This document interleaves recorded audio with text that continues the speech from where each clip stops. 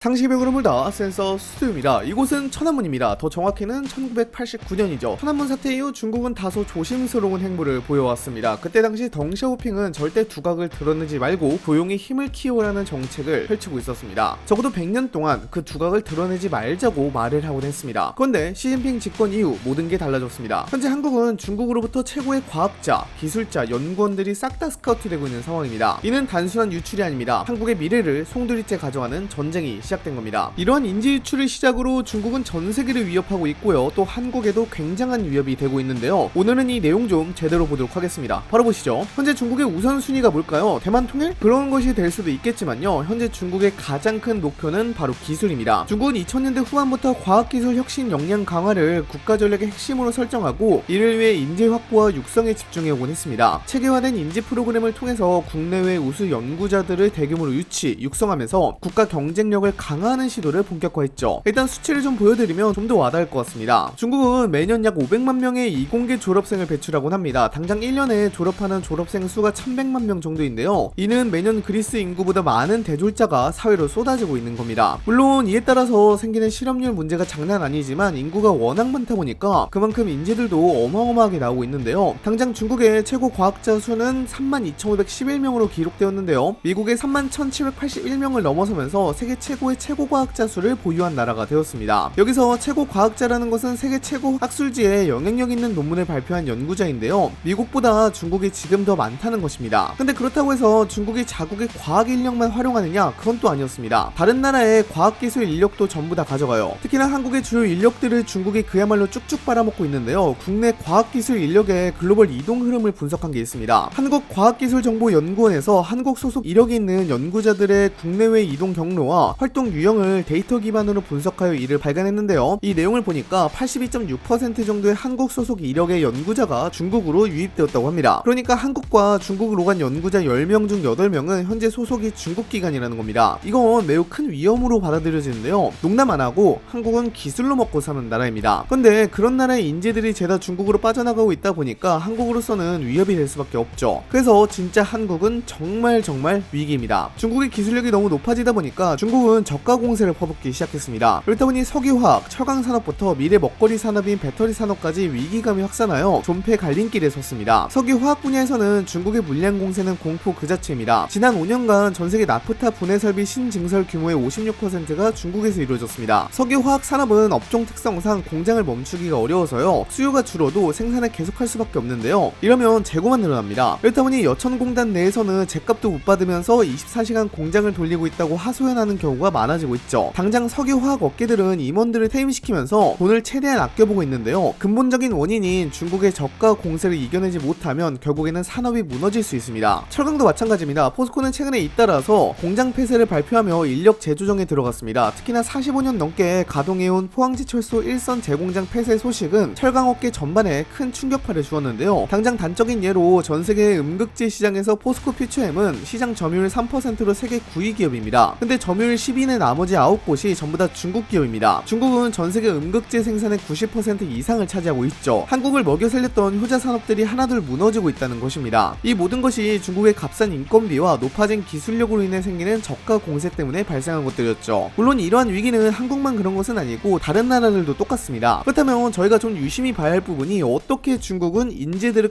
끌어모았느냐입니다. 중국은 2000년대 후반부터 과학기술 혁신 역량 강화를 국가전략의 핵심으로 설정하고 이를 위해 인재 확보와 육성에 집중해왔습니다. 체계화된 인재 프로그램을 통해서 국내외 우수 연구자들을 대규모로 유치, 육성하면서 국가 경쟁력을 강화했죠. 진짜 돈을 미친듯이 뿌려댔습니다. 그 계획이 바로 천인 계획인데요. 이 프로그램은 해외 고급 인재를 중국으로 오게 하는 계획이었습니다. 이 계획을 성공적으로 이끌기 위해서 많은 돈을 주거나 아니면 연구비, 연구 프로젝트를 마음껏 할 수 있게 제공해 주었죠. 그렇다 보니 수천 명의 인재들을 단기간에 확보할 수 있게 되었는데요. 물론 이게 진짜 문제가 있긴 합니다. 다른 나라에 있는 중국인들만 데리고 오면 좋은데 다른 나라의 연구자들까지 끌고 오다 보니까 국제사회의 많은 비판을 받게 되었죠. 이후 중국은 2012년에 만인 계획이라는 것을 또 도입하게 됩니다. 이게 뭐냐면 국가급 핵심 인재 1만 명을 유치한다는 계획입니다. 이미 이러한 핵심 인재가 3만 명 이상 되었으니 이 계획은 성공한 것이라 볼 수 있는데요. 천인 계획이 해외 고급 인재들을 끌어오는 게 주요 목표였다면요. 만인 계획은 국내 연구 인재의 육성과 등용에 초점이 맞춰져 있습니다. 청년 과학자, 응용기술 전문가, 혁신 기업가 등 계층별 분야별로 맞춤 지원을 통해서 국내 과학기술 생태계를 강화합니다. 강화했죠. 거기다가 중국은 최고 학술상인 장강 학자상도 제정해서 학문적 명예와 연구비 지원 등 실질적 혜택을 제공함으로써 내부 인재풀의 질적 향상을 도모하고 있습니다. 이러한 전략은 기술 패권 경쟁에서도 선도적 위치를 확보하는 데 큰 도움이 됩니다. 실제로 중국은 이러한 인재들을 바탕으로 막강한 기술력을 자랑하고 있는데요. 전기차의 경우에는 BYD의 시장 점유율이 24%고요. 로봇은 유니트리라는 기업이 70%의 시장을 점유하고 있습니다. 배터리는 CATL이 39%, 드론은 DJI가 80%죠. 거기다가 반도체 논문 발표 수도 어마어마한데요. 물론 허수도 분명 생각을 해야겠지만요. 중국은 16만 852편의 반도체 논문을 발표했는데 미국이 7만 1688편으로 기록됐습니다. 2배가 넘었죠. 한국이 2만 8345편을 발표하는 것을 생각해본다면 어마어마한 수치입니다. 중국은 반도체나 인공지능, 항공우주, 바이오, 로봇, 신에너지 등 10대 전략 산업을 집중적으로 육성하기 시작했는데요. 이때 항상 지적된 부분이 핵심 인재의 부족이었습니다. 그런데 중국은 앞서 설명해드렸던 만인 계획이나 천인 계획을 적극 활용하면서 핵심 인재들을 싹 다 핵심 기술 개발에 힘을 쏟아버린 겁니다. 그 덕분에 중국은 산업 역량 강화에 실질적으로 이바지하게 되었습니다. 한국으로서는 굉장히 위협적으로 느껴지게 되었죠. 당장 최근엔 중국의 저가 공세로 인하여 하나둘 무너지는 한국 기업들이 심심찮게 보일 정도니까 말 다 했죠. 물론 중국의 이런 광폭적인 발전 때문에 서방 세계가 자극한 것은 분명히 있었습니다. 솔직히 따지고 보면 중국의 이런 인재 유치 계획 자체가 다른 나라의 인재들을 훔쳐오는 것이었으니까요. 그렇다 보니 미국을 비롯한 서방 국가들은 중국의 인재 유치 프로그램을 지식재산 탈취 및 기술 이전 수단으로 간주하며 강하게 견제하기 시작했는데요. 미국 FBI와 에너지부는 천인계획 참여 과학자들을 겨냥하여 수사와 제재를 하기도 했고요. 이에 따라 다수의 섭외가 무산되기도 하였습니다. 중국의 이러한 사례는 한국에도 여러 시사점을 주곤 하는데요. 일단 한국이 너무 공대에 투자를 안 하기도 합니다. 기술로 먹고 사는 나라인데도 불구하고요. 그렇게 국가 전략과 연계된 인재 정책 수립이 최우선으로 필요할 것이고요. 그리고 해외 인재 유치도 우리가 해야 하지 않을까 싶어요. 물론 중국처럼 훔쳐오는 건 절대 안 될 거고 한국으로 유도하는 제도가 마련이 되어야 할 것 같습니다. 그리고 성과 중심의 차별적 보상 체계를 확립할 필요도 분명히 있고요. 자, 그러면 여기서 정말 중요한 질문을 하나 던져보겠습니다. 만약 지금 이 인재 유출 상황이 앞으로 10년 동안 계속된다면 한국은 어떤 미래를 맞이하게 될까요? 주요 산업들을 대상으로 한번 보자고요. 우선 전기차 배터리입니다. 지금 한국의 LG 에너지 솔루션, 삼성 SDI, SK온은 글로벌 빅3에 들어가며 선전하고 있습니다. 하지만 CATL, BYD 같은 중국 기업들이 이미 시장 점유율을 장악하고 있죠. 10년 뒤 이 격차는 더 커질 겁니다. 만약